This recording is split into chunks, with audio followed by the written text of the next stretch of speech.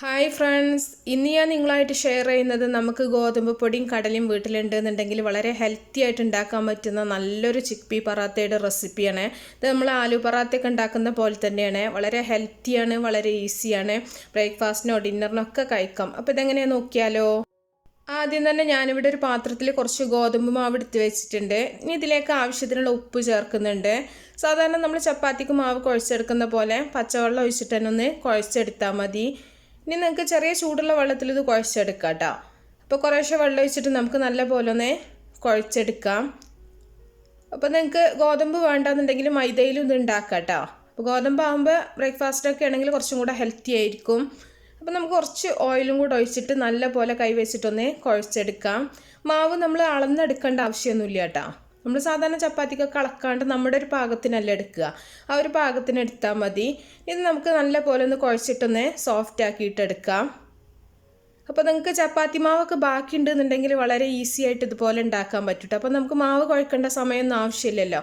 രാത്രിക്കത്തെ ചപ്പാത്തിയുടെ മാവൊക്കെ ബാക്കി ഉണ്ടെന്നുണ്ടെങ്കിൽ രാവിലെ വളരെ പെട്ടെന്ന് ഉണ്ടാക്കാൻ പറ്റും. അപ്പോൾ നമ്മൾ കുഴച്ചതിന് ശേഷം ഇതൊന്ന് മാവൊന്ന് മാറ്റി വെക്കുന്നുണ്ട്. ഇനി ഈ ഒരു സമയത്ത് നമ്മൾ കുക്കറിൽ നന്നായിട്ട് വേവിച്ച് വെച്ചിട്ടുള്ള കടലയാണത്. ഉപ്പിട്ടിട്ട് വേവിച്ചിട്ടുള്ളതാണ് കേട്ടോ. വേറെ മസാലകളൊന്നും നമ്മൾ ചേർത്തിട്ടുണ്ടായിരുന്നില്ല. അപ്പോൾ നല്ല പോലെ വേവിച്ചെടുക്കുക. നമ്മൾ കൈ വെച്ചാൽ തന്നെ നല്ല ഉടയുന്ന ആ ഒരു രീതി ഉണ്ടല്ലോ, അതുപോലെ നല്ലോണം ഒന്ന് വേവിച്ചെടുക്കുക. ഇനി ഇതിൽ നമ്മളിത് നന്നായിട്ടൊന്ന് ഉടച്ചെടുക്കണം. മിക്സിയിലിട്ട് ഉടക്കേണ്ട ആവശ്യമൊന്നുമില്ല. ഒരു തവി എന്തെങ്കിലും വെച്ചിട്ടൊന്ന് ഉടച്ചാൽ മതി. ഇനി ഇതിലേക്ക് ഒരു ചെറിയ ഉള്ളി അരിഞ്ഞത് ചേർത്ത് കൊടുക്കുന്നുണ്ട്. ഇനി കുറച്ച് മല്ലിയില അരിഞ്ഞതും കൂടെ നമുക്ക് ഇട്ട് കൊടുക്കാം. ഇതിൻ്റെ കൂടെ നിങ്ങൾക്ക് കറിവേപ്പില വേണമെങ്കിലും ചേർത്ത് കൊടുക്കുക. ഇനി ഒരു 1/4 ടീസ്പൂൺ മഞ്ഞൾപ്പൊടി, അതുപോലെ നിങ്ങളുടെ എരിവിന് ആവശ്യമായിട്ടുള്ള മുളക് പൊടി. ഇനി ഞാൻ കുറച്ച് കൂടുതലായിട്ട് തന്നെ ചെറിയ ജീരകത്തിൻ്റെ പൊടി ചേർത്ത് കൊടുക്കുന്നുണ്ട് കേട്ടോ. ചെറിയ ജീരകം വറുത്തിട്ട് പൊടിച്ചിട്ടുള്ള പൊടിയാണ്. ജീരകത്തിൻ്റെ ആ ഒരു ടേസ്റ്റ് നല്ലൊരു ടേസ്റ്റാണ്. ഇനി നിങ്ങൾക്ക് ഇഷ്ടമില്ല എന്നുണ്ടെങ്കിൽ നിങ്ങൾ അതിന് പകരം ഗരം മസാല ചേർത്താൽ മതി. അപ്പോൾ ഞാനിവിടെ ഗരം മസാല ചേർക്കണില്ല, ചെറിയ ജീരകത്തിൻ്റെ ആ പൊടിയാണ് ചേർക്കുന്നത്. ഇനി നമുക്കിത് നല്ല പോലെ ഒന്ന് മിക്സ് ചെയ്തിട്ടെടുക്കുക. കടലയിൽ ഉപ്പില്ല എന്നുണ്ടെങ്കിൽ നിങ്ങൾ എക്സ്ട്രാ ഉപ്പ് ചേർത്ത് കൊടുക്കണം കേട്ടോ. ഞാനിവിടെ കടല വേവിച്ച ഉപ്പിട്ടത് കാരണം തന്നെ ഇനി ഉപ്പ് ചേർക്കണില്ല. അത്യാവശ്യത്തിനുള്ള ഉപ്പുണ്ട് കേട്ടോ. പിന്നെ നമ്മൾ മാവിൽ ഉപ്പുണ്ടല്ലോ. അപ്പോൾ നമ്മൾ നന്നായിട്ടൊന്ന് മിക്സ് ചെയ്ത് മാറ്റി വെച്ചിട്ടുണ്ട്. ഇനി നമ്മൾ കുഴച്ച് വെച്ചിട്ടുള്ള മാവ് ചപ്പാത്തീൻ്റെ വലുപ്പത്തിനേക്കാളും കുറച്ചുകൂടെ വലുപ്പത്തിലുള്ള ഉരുളകളാക്കിയിട്ടൊന്ന് ഉരുട്ടിയെടുക്കുന്നുണ്ട്. അപ്പോൾ ചെറിയത് മതി എന്നുണ്ടെങ്കിൽ ചെറുതാക്കിയിട്ട് ഉരുട്ടിയെടുത്താൽ മതി കേട്ടോ. ഇനി നമ്മൾ കുറച്ച് പൊടിയിട്ടിട്ട് ചപ്പാത്തി പരത്തുന്ന പോലെ തന്നെ ചെറുതായിട്ടൊന്ന് പരത്തിയെടുക്കുക.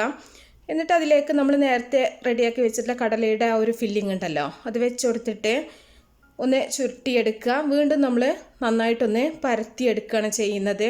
അപ്പോൾ നിങ്ങൾ ആലു പറാത്തയൊക്കെ ഉണ്ടാക്കിയിട്ടുള്ളവരാണെന്നുണ്ടെങ്കിൽ അതേ രീതിയിൽ തന്നെയാണ് നമ്മളിത് ചെയ്യുന്നത് കേട്ടോ.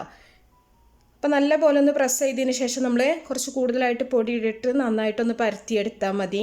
അപ്പോൾ പൊടിയിട്ടിട്ട് പരത്തിയെടുക്കുകയാണെങ്കിൽ ഇങ്ങനെ പുറത്തേക്ക് അങ്ങനെ ഫില്ലിങ് പൊട്ടിപ്പോകുന്നില്ല കേട്ടോ. അപ്പോൾ ഒന്ന് പതുക്കെ ഒരുപാട് അങ്ങോട്ട് അമർത്താണ്ട് ഒന്ന് പരത്തിയെടുത്താൽ മതി. അപ്പോൾ ഒരുപാട് വലുപ്പത്തിലാക്കേണ്ട ആവശ്യമില്ല കേട്ടോ. കുറച്ച് കനത്തോടു കൂടി തന്നെ അങ്ങോട്ട് പരത്തിയെടുത്താൽ മതി. വേവുന്ന അങ്ങനത്തെ പ്രശ്നങ്ങളൊന്നും ഉണ്ടാവില്ല കേട്ടോ. നമ്മൾ ചെറിയ തീയിലിട്ടിട്ട് ചുട്ടെടുത്താൽ മതി.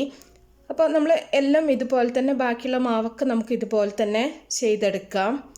അപ്പോൾ ഈ ഒരു കടലക്ക് പകരം നിങ്ങൾക്ക് ചെറുപയർ വെച്ചിട്ടും ഇതുപോലെ തന്നെ നിങ്ങൾക്ക് ഉണ്ടാക്കിയെടുക്കാൻ പറ്റും കേട്ടോ. അപ്പോൾ ഞാനിപ്പോൾ ഈ കടലയുടെയും ചെറുപയറിൻ്റെയൊക്കെ റെസിപ്പി ഇടാൻ തന്നെ കാരണം ഒരുപാട് ആൾക്കാർക്ക് ഇത് വീട്ടിൽ ഒരുപാട് ഉണ്ടായിട്ട് എന്താ ചെയ്യേണ്ടതെന്ന് അറിയാത്ത ഒരുപാട് ആൾക്കാരുണ്ട് കേട്ടോ. അപ്പോൾ എന്നും കറി അതുപോലെ പുഴുങ്ങിയത് അങ്ങനെയൊക്കെ ആകുമ്പോൾ എല്ലാവർക്കും മടുപ്പായിരിക്കും. അപ്പോൾ ഇങ്ങനെ ഒരുപാട് റെസിപ്പീസൊക്കെ കാണുമ്പോൾ നിങ്ങൾക്ക് വീട്ടിലുണ്ടാക്കി നോക്കാം. അപ്പോൾ എല്ലാവർക്കും ഒരുപാട് ഇഷ്ടമാവും ചെയ്യുമല്ലോ. അപ്പോൾ അങ്ങനെ ആകുമ്പോൾ ഒരുപാട് അങ്ങോട്ട് ഇരുന്നിട്ട് ബാക്കിയായി പോവില്ല. അതുകൊണ്ട് മാത്രമാണ് കേട്ടോ അങ്ങനത്തെ റെസിപ്പി ചെയ്യുന്നത്. അപ്പോൾ എല്ലാവർക്കും യൂസ്ഫുൾ ആകാൻ വേണ്ടിയിട്ട് മാത്രം ചെയ്യുകയാണ്. നമുക്കിവിടെ വാങ്ങിച്ചിട്ട് തന്നെയാണ്, നമുക്കിവിടെ ഒരുപാട് ഇരുന്നിട്ടൊന്നല്ല ചെയ്യുന്നത് കേട്ടോ. അപ്പോൾ എല്ലാവരും ഉണ്ടാക്കി നോക്കുക. അപ്പോൾ ബാക്കിയുള്ളതൊക്കെ നമുക്കിതുപോലെ തന്നെ പരത്തിയെടുക്കാം. അപ്പോൾ രാവിലത്തെ ബ്രേക്ക്ഫാസ്റ്റിന് തന്നെ ഉണ്ടാക്കണം നിർബന്ധമൊന്നുമില്ല. വൈകുന്നേരത്തിനോ ഡിന്നറിനൊക്കെ നമുക്ക് ഉണ്ടാക്കാൻ പറ്റും കേട്ടോ. അതിന് പ്രത്യേകിച്ച് നമുക്ക് കറിയുടെ ഒന്നും ആവശ്യമില്ല. ഇത് ചൂടുള്ള ചായയുടെ കൂടെ സൂപ്പറായിട്ട് നമുക്ക് കഴിക്കാൻ പറ്റും. അപ്പോൾ ഞാൻ മുഴുവനായിട്ട് ചെയ്യുന്നൊന്നും കാണിക്കണില്ല കേട്ടോ. ഒരു 3 ജസ്റ്റ് ഒന്ന് കാണിച്ചു എന്ന് മാത്രം. ഇനി ഒരു സമയത്ത് തന്നെ നമ്മൾ ഒരു പാനോ ദോശക്കല്ലോ അടുപ്പത്ത് വെച്ചിട്ട് നന്നായിട്ടൊന്ന് ചൂടാക്കിയെടുക്കുക. എന്നാൽ നമുക്ക് ഓരോന്ന് പരത്തിയാൽ അതിൻ്റെ കൂടെ തന്നെ ചുട്ടെടുക്കലും കൂടെ കഴിഞ്ഞോളും. ഇപ്പോൾ ദോശക്കല്ലിൽ വെച്ചിട്ട് ഞാൻ ചുട്ടെടുക്കുന്നത് കേട്ടോ. നമുക്ക് ഫ്രൈ പാനിലോ തവയിലോ ഒക്കെ വെച്ചിട്ട് ചുട്ടെടുക്കാം. ഒരുപാട് തീ കൂട്ടി വെക്കണ്ട, ചെറിയ തീയിലിട്ടിട്ട് ഒരു ഭാഗം റെഡിയാവുന്ന സമയത്ത് നമുക്കൊന്ന് തിരിച്ചിട്ട് കൊടുക്കാം. എന്നിട്ട് അതിൻ്റെ മുകളിൽ കുറച്ച് നെയ്യൊന്ന് പുരട്ടി കൊടുക്കുന്നുണ്ട്.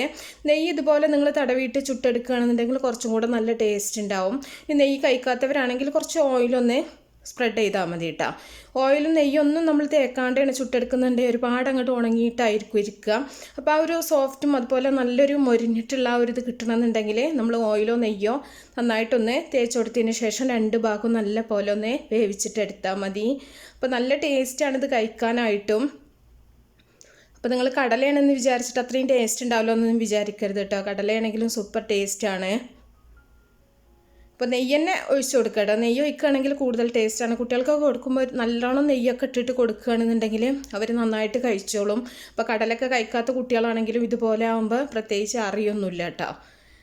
അപ്പോൾ എല്ലാവരും ഉണ്ടാക്കി നോക്കുക. അപ്പോൾ നല്ല ടേസ്റ്റാണ്. അതുപോലെ തന്നെ നിങ്ങൾക്ക് ഇഷ്ടപ്പെടുകയാണെന്നുണ്ടെങ്കിൽ നിങ്ങൾ ലൈക്ക് ചെയ്യാൻ മറക്കരുത് കേട്ടോ. അതുപോലെ നിങ്ങളുടെ അഭിപ്രായങ്ങളൊക്കെ അറിയിക്കുക. അപ്പോൾ എല്ലാ വീഡിയോസും കണ്ട് സപ്പോർട്ട് ചെയ്യുക. അതുപോലെ യൂസ്ഫുൾ ആണെങ്കിൽ ഷെയർ ചെയ്യുക. അപ്പോൾ നല്ല റെസിപ്പികളൊക്കെ ആയിട്ട് ഇൻഷാ അല്ലാഹ് നമുക്ക് അടുത്തൊരു വീഡിയോയിൽ കാണാം. ഓക്കേ.